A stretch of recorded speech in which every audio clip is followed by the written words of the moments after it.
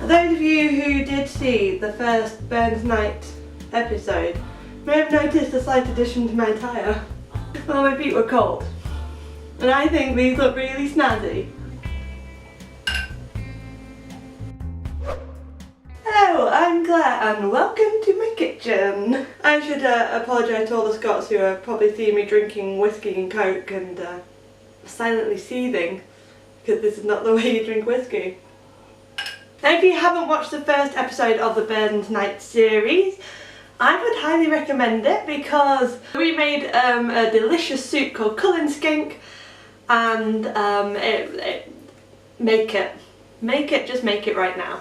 However, now it is time for the main course, the creme de la creme, the chieftain of the pudding race.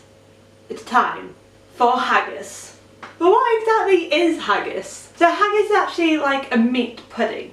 It's made of sheep offal, so things like the lungs, the heart, the liver, all the things most people find disgusting. And it's mixed with onions, oatmeal and suet and boiled in a bag, traditionally a sheep's stomach. Mmm. Now this sounds like all the things I hate. However, those of you who like offal are probably going to like it. So let's just get cooking, shall we? We're losing the light, annoyingly. I hate British winter. So we're going to be making the classic haggis, neeps and tatties, and this is actually a recipe I found on the Maxween website. They were butchers in Edinburgh. They've grown and grown and grown, and they were actually the first company to have a haggis factory. So I think they know what they're talking about. It should be a really simple recipe, and hopefully I can't go wrong. We need some potatoes for some yummy mash. Just because I'm making it only for myself, I'm just using 2 potatoes. Use however many you need. Then we have a turnip. I'm probably only going to use half of this. And finally a carrot. It does say 1 large carrot, but again this is just for me, so I've got this rather short and fat one, and hopefully that won't be too much. And of course, the star of the show, our haggis. We actually have 454 grams of haggis, which is enough to serve 2 to 3 people. You're also going to need some milk and butter for the mash and turnips, and you need some salt and pepper to taste. So I could be good and either boil or oven this, or I can do something that got me a lot of hate in my potato wedge video and use the microwave for 5 minutes. Well, I know what I want to do. Let's grab this out and see what it looks like. Oh, the sun's come out! Hooray! The lighting changes. You know what? It smells a bit like whiskey. Or have I just drunk too much today? You know what this smells? Really fragrant and nice, actually. It does smell a bit like whiskey, I'm not gonna lie. I'm wondering if a lot of the spices they use in whiskey are the same for the spices they use in haggis. So, remove out the packaging, leave in the skin with clips intact, wrap the haggis in foil and bring to the boil, gently simmer for 45 minutes. So that's what we're going to do. I'm not going to do the microwave because everyone will have a go at me. Got my foil.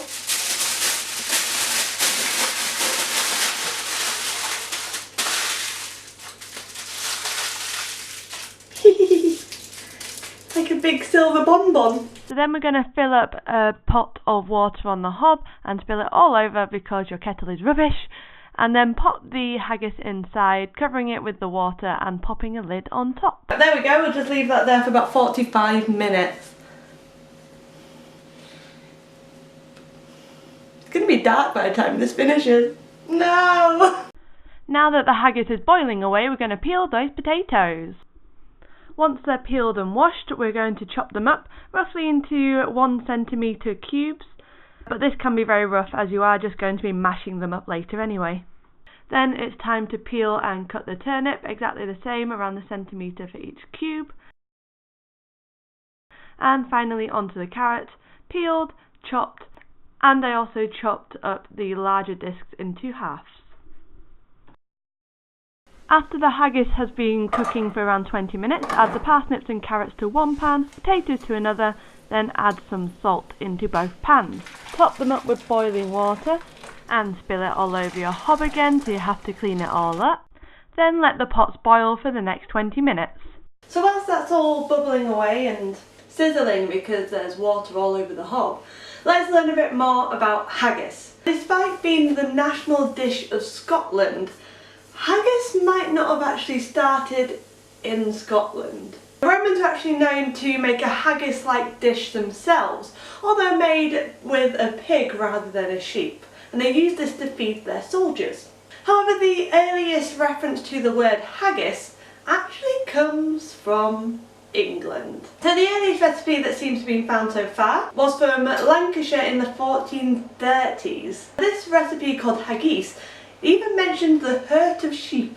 However, the claims to the origin don't end there. There is a Nordic claim as well. But whatever the origins might be, you cannot deny that Scotland have made it their own. And now when you think of the word haggis, you do tend to think of the Scots as well. And that's likely thanks to Robert Burns and his ode to haggis. But it's all been boiling for long enough now. It's time to drain the vegetables, mash it up and serve everything on a plate. So first I drained the potatoes, popped them back in the pan, and then added some butter. Yes, I'm cutting it with my masher. Some milk, and mashed it all up until it was nice and smooth and creamy. Then I did the same with the parsnips and the carrots, but just added butter and mashed it until it still had the texture of the parsnips, but was quite smooth. So finally, take your haggis from the water and we're going to prepare it. And I would recommend letting it cool down for just a little bit so you don't burn your fingers. I was too impatient. But we need to get it out of that foil wrapper, and then it is time for the piping in of the haggis. So this is where the haggis is paraded in front of the guests, usually to the sounds of bagpipes. It's often also carried on a silver platter to look very grand, and by the head chef.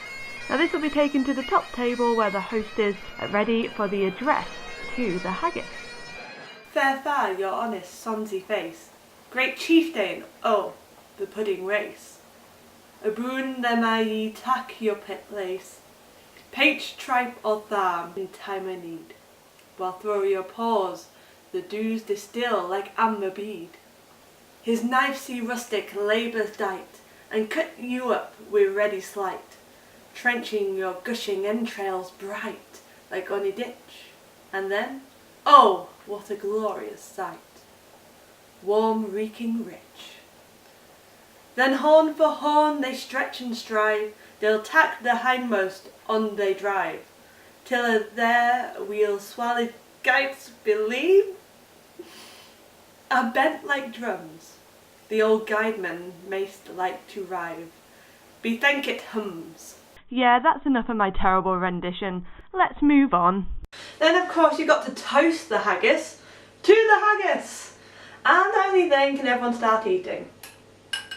So let's tuck in. Let's try the haggis first of all. I will say the seasoning is incredible. It's really, really nice. But I don't think I would buy haggis again. Can't say I'm a big fan of the turnips either. You know what, it's alright. I do think though it needs gravy. Maybe that's just my northern roots coming through. I probably wouldn't choose the haggis, but it does smell incredible. I'll give it that. Not really for me. Starter, yes.